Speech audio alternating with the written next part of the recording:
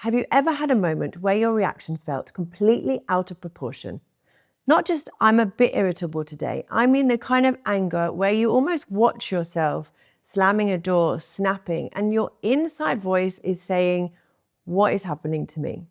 And then afterwards comes a guilt, because I bet you're not usually like that. Maybe you're a calm, capable person, used to carrying and holding everything together. But recently you feel like your emotional fuse has become shorter. This is what a lot of people refer to as perimenopause rage, probably a relative of mum rage. This is not a formal diagnosis, but the experience behind the phrase is very real. And I hear a lot of women concerned about it in my clinic.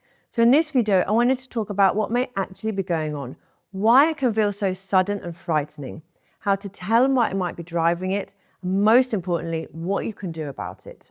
No, the answer is not simply just calm down and do yoga, although yoga might help, but it's more complex than that. And once you understand the layers, it becomes much easier to know where to start and how to get your old self back. When people say perimenopausal rage, they often mean a cluster of symptoms, and everyone will be affected differently. It might be irritability, impatience, or just like your emotional reactions are no longer matching the situation. But it's not always that life has suddenly become dramatically worse. Sometimes it's the ordinary things that just feel intolerable. The noise, the mess, the mental load, the feeling that everyone needs something from you. And all of these can cause you to react in a way that you wouldn't have previously. We have to understand what is underneath it. The treatment and how you approach it depends a lot on your particular driver. And that's where I think the term rage can be both useful and also not helpful. It's useful because it gives women a language for something that's often very frightening and sometimes feels shameful. But it's unhelpful because it stops us thinking carefully about what's underneath. So rather than asking, do I have perimenopause rage? We might reframe it as, what is driving this change in me and how can I get my old self back? It's not simply being hormonal. That phrase is often thrown around, but it's too vague and it usually comes with an element of dismissal. Perimenopause is a time of hormonal fluctuation and the brain is more sensitive to those fluctuations. It's not just low estrogen, it's changes, swings, withdrawals, irregularity. Estrogen interacts with brain systems that are involved with mood regulation, serotonin, dopamine, the stress response, and emotional buffering. So if estrogen levels are fluctuating sharply, some women that may feel that their normal emotional breaks are not working as well. Progesterone matters too. This is another one of the hormones that changes during the perimenopause season. If your periods are irregular, your ovulation is probably irregular, and that means that your progesterone patterns are also irregular. And progesterone has a metabolite called allopregnanolone. This acts on the GABA system of the brain. This is the main inhibitory system in the brain and the nervous system. It influences anxiety, stress, sleep, and it kind of tones everything down. It helps to maintain our calm. And when this is decreasing in the perimenopause period, then of course it's no wonder that we get more irritable, more stressed, more reactive to things that normally we would take in our stride. And alongside the often talked about estrogen and progesterone changes, there's another system, the HPA axis. This is the stress system. If the stress response is more easily activated, then ordinary midlife stressors that all of us deal with so expertly previous to perimenopause can feel newly intolerable. And often women are told that everyone is stressed and this is a normal part of life. And yes, many people are stressed, but perimenopause changes your capacity to deal with that stress. So the same life load just feels heavier. So don't let yourself be dismissed if this is something that is affecting you.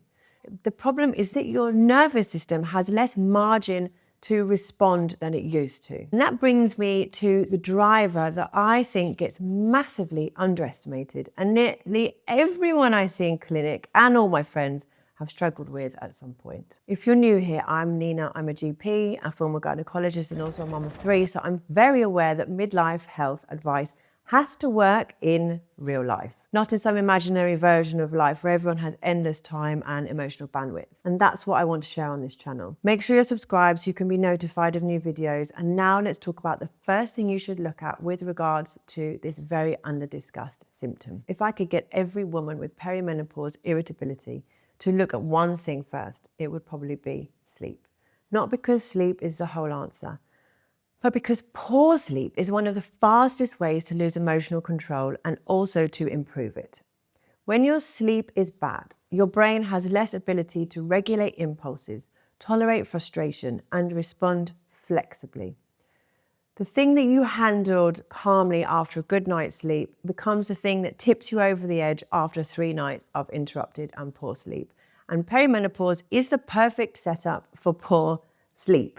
You have night sweats, you have hot flushes, maybe you have little people running around. And the thing is that most people don't connect poor sleep with anger or irritability.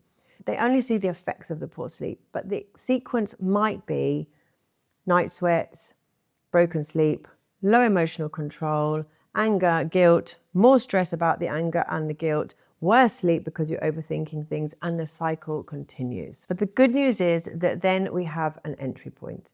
If sleep is the amplifier, then improving your sleep will reduce the anger even before you've solved or thought about any other drivers. So I want you to think about, how is your sleep? If you have a sleep tracker like an Aura or an Apple Watch or something like that, use it and note down how you're feeling after different nights of sleep. It might also mean addressing any drivers of poor sleep like night sweats. It might mean having cognitive behavioral therapy for insomnia. It might be reviewing your alcohol and caffeine intake. The causes of poor sleep are endless. See your GP if you're having trouble. I have an entire video talking about my sleep framework, and I will link it somewhere around here. But essentially, sometimes the most effective treatment for perimenopause rage starts at 2 o'clock in the morning, not in the middle of an argument that can't be remedied. But hormones and sleep are still not the whole picture, because perimenopause doesn't happen in a vacuum. And this is the part that can be missed when we make the whole conversation purely hormonal. Because perimenopause often arrives at a time when women are carrying a huge amount. You've got work, you've got children, you've got elderly parents, you've got household logistics. Literally, the list is endless. And often also very little time to recover in between these. So when a woman says, I'm raging, it may not be just a hormone symptom. It may also be the years of accumulated load and your nervous system's reaction to that. So we need to be careful, because on the one hand, women are often dismissed with something like, this is just stress. And on the other hand, what is stress can get labeled as being just hormones. And sometimes it's somewhere in between, and neither one is a complete picture. It is often a combination of things. It's poor sleep plus work pressure. It's work pressure plus relationship conflict, etc., etc. And then eventually this anger. But anger is not the cause. Anger is the symptom. And treating the symptom means identifying the driver and matching the treatment to that. If the driver is depression or anxiety, then that needs direct treatment. If the driver is night sweats affecting your sleep and that having a knock-on effect, then HRT may be the answer. Taking a step back and asking, what is this anger trying to tell me? Not in a hippie self-help kind of way, unless that's your thing, but in a more basic way. Is this a trauma trigger, a medical issue? Is it multiple things? Note them down. Think about your possible drivers and take them to your healthcare provider and see how they can help you.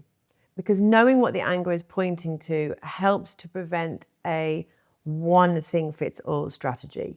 It needs to be more personalized than that. Perimenopause is often the spark, but the fire spreads through parts of life where there was already overload. And then there's the important medical bit. How to know when this is menopause related and how to know when something else is going on. And this is the section I think matters most clinically, because not all anger in midlife should be assumed to be perimenopause. Perimenopause can absolutely affect mood, but we must not miss other things. For example, depression does not always look like sadness. For some people, depression can show up as irritability, anger, loss of pleasure, guilt. Similarly, anxiety can show up as impatience, panic, tension, and an inability to tolerate uncertainty. And there are potential physical contributors: thyroid disease, anemia, sleep apnea. My point here is not to give an exhaustive list or to tell you or to check your bloods. The point is to avoid the trap of saying it's just perimenopause or it's just menopause. Sometimes it is perimenopause related, and sometimes it is something else entirely. The aim is not to prove that it is or isn't menopause, it's to find the most treatable explanation. And often people just want one answer. Do I need HRT or not? HRT can definitely be part of the picture, but it's not automatically the whole picture. If someone is diagnosed with depression, their treatment still matters. If there's hot flushes, HRT may be suitable. Or non-hormonal treatments. I like to think of it in 4 broad buckets. There's hormone-sensitive symptoms such as hot flushes, night sweats. There's mental health conditions such as depression, anxiety. There's sleep disorders or medical contributors. And there's the other things that go with life: conflict, alcohol, mental load. For many people, it will be more than one bucket, but usually there's 1 or 2 that are dominant. And identifying those can help you to find the right treatment for you. Now let's make it more practical. What do you do in the moment when anger is already rising? This is not just a take a deep breath section, because when you're already activated, if there's anything I've learned from parenting, it's telling someone to just calm down doesn't work. You need a plan that is simple enough to use when your brain is not at its best. The goal in the moment is not to solve your entire life. The goal is to contain the rage. So it helps to have a rehearsed interruption plan. And this is something that I heard about from Prof. Stephen Peters. He wrote The Chimp Paradox, and I attended a talk of his many years ago. It's about programming into your brain pattern interrupts. It's not something you invent when you're already in the moment. This is something you've decided beforehand. First, you have to know your early warning sign. For some, it's pacing. For some, it's jaw clenching. For some, it's the urge to keep arguing until the other person gets your point of view, which may never happen, by the way. Once you know your early warning signs, have a very simple script. Something like, I need 10 minutes before I can talk properly. Maybe it's a random word like mushrooms that you just say to break that cycle. It could be something more sensible like, I'm too activated to have this conversation safely. I'm coming back to it. It sounds basic, but in the moment, basic is what's going to work. Then physically change the situation. Leave the room, put the phone down, don't send the message, have a cold drink, something that's going to bring you back into your body and give it time to calm down. It might be 10 minutes, it might be 20 minutes, it might be 2 hours. This is not about ignoring the issue. This is about not trying to solve a complex emotional issue while your body and brain are in fight or flight mode. And that can protect relationships while the deeper treatment starts to work. You do not need to win the argument in the hot moment. You need to get yourself safely to the other side of it. And if you're watching this and thinking, fine, but what do I actually do this week to tackle this? I'd start here. Not with 10 new habits, but a small realistic plan. First, what you track, you can treat. This is important. Track your sleep, your symptoms, hot flushes, the intensity of your anger, alcohol, caffeine intake, anything that might be a trigger. Track it for 6 weeks and see how your symptoms respond. And then try to stabilize the basics, and not in a perfectionist way. Just get morning daylight, regular meals, a fixed wake and sleep time if possible. Reduce caffeine in the afternoon. Optimize your sleep and anything else that might be influencing it. Then create an anger interruption plan. The pattern interrupt. One exit strategy, one word, one sentence, something to flip you out of it and save you from that downward anger spiral. Perimenopause rage can feel deeply unsettling because it doesn't just affect mood, it affects identity. But we can reframe it as a sign that your brain and body are under a different set of pressures than before, hormonally, emotionally, socially. And understanding this allows us to approach it with more compassion, to ask better questions, to see the rage as information about what our mind is trying to tell us. It may be the symptom that nobody wants to talk about, but it is often a symptom that tells us something important needs to change. If this is resonating, I'd encourage you to watch my video on perimenopause brain fog as well, because these symptoms can often overlap: mood, sleep, concentration, and that feeling of not quite being yourself. And if this kind of grounded, practical women's health content is useful to you, hit subscribe. I'm trying to make midlife less confusing and more manageable without adding more overwhelm. And I'll see you next time.